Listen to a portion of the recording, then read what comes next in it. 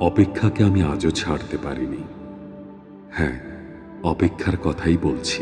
ভালোবাসার রক্তিম ধারালো স্নিগ্ধ ছোঁয়ায় এ হৃদয় থেকে এক এক করে ছেড়ে গেছে সব লোভ, হিংসা, ক্রোধ, অহংকার, স্বার্থপরতা, সবকিছু। কিন্তু অপেক্ষা অপেক্ষা আমাকে আজও ছেড়ে যেতে পারেনি।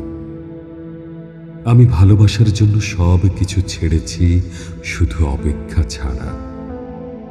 অপেক্ষাকে আমি আজও হৃদয়ের গহীনতম অংশে অবরুদ্ধ করে বেঁচে আছি।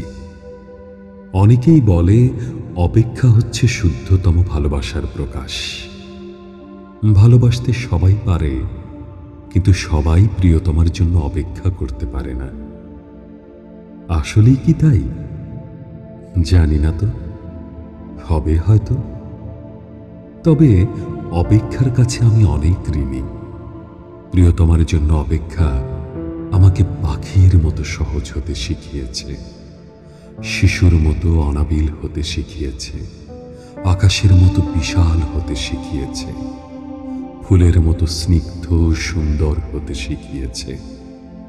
অপেক্ষা আমাকে সাগরের নীল জলরাশির মতো গভীর হতে শিখিয়েছে, প্রকৃতির মতো স্বচ্ছ হতে শিখিয়েছে, সোনালী সন্ধ্যার মায়াবী মৌনতার মতো নিবিড় হতে শিখিয়েছে। শেষ পর্যন্ত অপেক্ষা আমাকে কবিতার মায়াবী অনিন্দ্য ভুবনের কাছে নিয়ে গেছে। হৃদয়ের মধ্যে প্রতি মুহূর্তে অপেক্ষাকে পুষে রাখা কি কঠিন, অথচ আমি সেই কাজটিই করে যাচ্ছি প্রতি মুহূর্তে, কি নিদারুণ আনন্দের সাথে। আহ, অপেক্ষা, তুমি কত বেদনার্দ্র সুন্দর।